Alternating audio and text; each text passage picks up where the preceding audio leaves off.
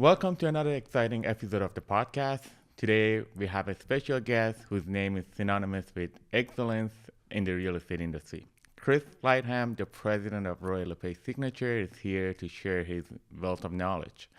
With decades of experience, Chris has played a pivotal role in shaping real estate industry across Canada. In this episode, we'll dive deep into his journey, the challenges and opportunities in the market, and what it takes to lead such a dynamic industry. You won't want to miss this.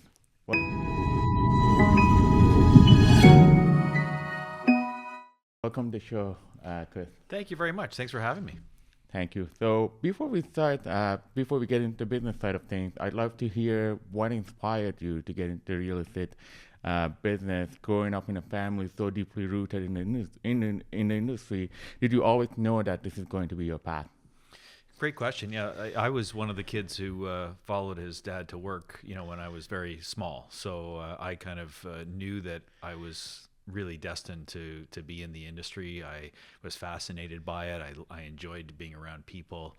I enjoyed the experience of going to the office from a very young age and hearing all the real estate talk around the table, at home was really interesting to me. And so I knew exactly what I wanted to do from a very young age. That's interesting. So your grandfather was in the business, then your father got into business, and now you're leading it. Myself, yeah, absolutely, and my brother Jeff. Oh wow, that's amazing. Yeah, we're very lucky. What's the lesson you learned early in your career that still guides you today? It's a people business, and so you really do have to enjoy working with people as as much as you do the real estate itself. Because that's what we do. We help people all day long, either on the brokerage side with the success of their sales careers and consumers finding their first home, their fifth home, their first rental, their first investment property, their first country home. And it's a really exciting business, but it's the story behind the real estate that's most exciting, the people themselves that are, their motivations, their interests, their concerns. It is a complex transaction. And so it's great to be able to provide really solid professional advice to people, and that's what I was taught very early on. If you enjoyed working with people and really had a passion for it, you'll do very well in this business. When did you officially get into the business? When did you start doing I started that's a couple of years ago. I started in the early 90s. And so I'm just over 30 years in the business now. I was born back then. Yeah. I know. Now I'm the old guy. Nice. Yeah. Would you go back to the same business if you were back in the 90s again? Oh, absolutely. Yeah, absolutely. I definitely would. I think we've been very lucky here in the GTA to be in such a growth environment. And so tons of population growth, a hugely dynamic business in the last 30 years, and the last decade in particular has been really exciting. And I wouldn't do anything different. So you weren't always part of the Royal LePage network. When did that start, and how did that start? Tell us a little bit more about that. We were an independent family-owned business. I mean, we're still an independent franchise now, but we decided to align with a national brand as in the 90s, as the internet was really evolving and real estate was starting to we could see where things were going as people had more access to information. And so back prior to the internet, really, real estate was a local business. So you went to your local real estate company if you're interested in a certain neighborhood. And so we could see that with the internet coming along, that people were going to have access to information all over the place. So we would be able to really service a broader area. And so we wanted to align ourselves with a brand that was highly recognizable, and we chose the number one brand in Canada, the number one Canadian brand, LePage, as the franchise in 2001, and we affiliated with them. Do you have any plans of expanding further, like having more locations, more branches? Not right at this moment, but never say never. If the right opportunity presented itself, we would definitely grow for sure. How has being part of a family business influenced your leadership style? That's a great question. We've always wanted to ensure that we're very hands-on operators of our business. We're there, we're present, we're there every day. And I think that comes from the family entrepreneurial side of the business. It's not a big, sort of corporate entity. It is a family-run business, and that, working with people is so important to us. Having long-term, on the administrative side of our business, really great long-term, team members of our business, and working with realtors for decades, with long-term relationships. And I think that's the difference really for us, is to be engaged, be there, be present, be accessible, always connecting with everybody, and making it feel as, even though we're a larger business today, like it did when we were much smaller, 30 years ago. I'm truly inspired by how dedicated you guys are. You're always, in the office, always available for agents whenever we have any questions. You're always there to support. That's truly valuable and inspiring. Oh, thank you. What's the biggest trend you're seeing in residential or commercial real estate heading into 2025?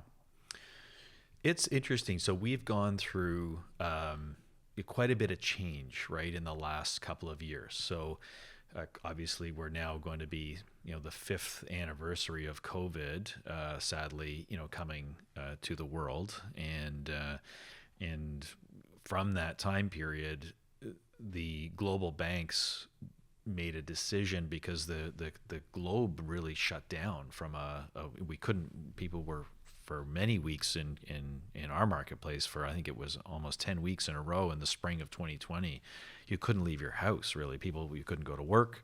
So in order to try to ensure the economy moved along, all the global banks, did things to drop interest rates. And so when we started to come out of that period and we had really low interest rates, there was a lot of movement in real estate. People were buying and selling real estate. Once they call them vaccines, arrived in November of 2020, they really didn't start getting use until 2021. But in November of 2020, it was announced that, okay, we've got a solution to really try and get things under control. And that changed things. So people, there's a light at the end of the tunnel. It looks like we're going to get out of this. We're going to be okay. And we had really low interest rates. So people started doing things, and their jobs were okay. And for most people, there was a lot of, challenges in the hospitality sector, of course, but in other sectors, people had jobs, so they could afford to buy homes and those sorts of things. And with ultra low interest rates, prices went, really, really high too quickly. Fast forward to 8% inflation, and the Bank of Canada and other major global banks, federal banks around the world, had to change their policies quickly.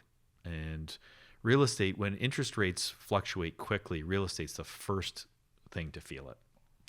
And that's what happened. So real estate dropped about 15, 17% on average in the GTA since its peak in February of 2022. We now know that the Bank of Canada had to tighten interest rates quickly. We also now know that the Bank of Canada has reversed that because they're happy with where inflation is. They've got it under control, and rates are coming down.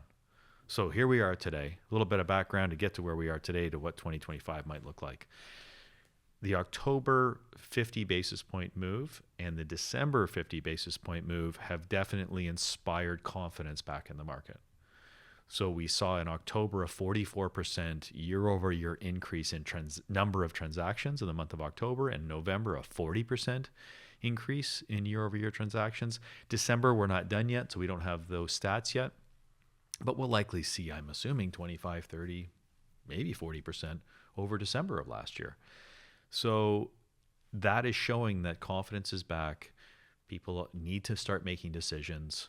Because what happens when there's change in the market, people just pause there. So we've had low transaction volume in the last 2 years. Now I think we're going to see that grow. People are making obvious decisions here, and I think that'll continue on in 2025. I don't know if prices will take off dramatically. We don't really want. You don't think so? I don't think so. I think I actually hope just for a healthy, mid-single digit price growth would be really nice. And then condos, if talking specifically, condos will probably take a little bit longer because we've got a whole bunch of new condos being delivered, being finished, which is that's actually good news, but that has to be absorbed into the market. And so once that gets absorbed, then condo values will start to move as well, probably in the second half of next year or in 2026. So in terms of prices for the new constructions, I haven't seen much of a drop, actually no drops at all. Mm-hmm. Do you think that's going to be impacted in 2025? Do you think developers are going to adjust their prices, or developers really can't? It's going to be hard not that they can't. It's going to be very hard for them to adjust their prices. There's a lot of factors that go into pricing condos. There's a significant portion of the cost of every condo are development charges. And depending on the municipality you're in, it could be 22 to 25% of the total cost of your condo unit is actually development charges that gets paid to different levels of government for the right to develop. So there's that piece. And unless the development charges disappear, you can't move that part. So that's 20 to 25% of the cost. And then you have construction costs, right? And those costs we've heard, start to come down a little bit. But if that's 25 or 30 or 40% of the cost of the unit, then if they come down 10%, that's only 4% of the total value of the unit. So it's not really going to move the needle, right? It's not going to go on sale. So what will happen is unless buyers are comfortable at the values that developers can afford to build at, stuff just won't get built. And so right now, the new construction sales have been down 75, 85% over the last year, which means if you fast forward 3, 4, 5 years from now, have a shortage of a shortage of units, because what we sell today gets delivered in 2028, 2029, 2030. But if we don't sell anything today, nothing gets delivered at that moment in time. So that's going to be we're keeping our eye closely on the sales volume of new construction units today, because that's going to tell us what the future is going to look like 3 or 4 or 5 years from now. And all of a sudden, I think we're going to have a moment in time. It could be a 24 to 36 month period where we're going to have very few new homes in condos being delivered at all.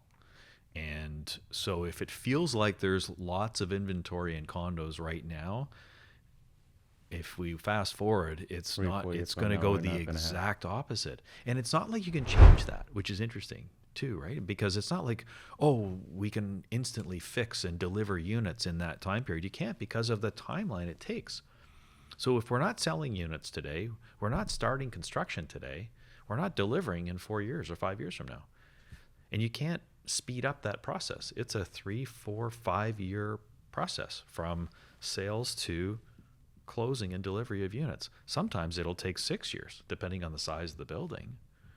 So you can't all of a sudden say, oh gosh, we don't have any units coming, we better quickly build some units. So that raises the question. Our government always talks about affordable housing, being able to support first-time home buyers and whatnot.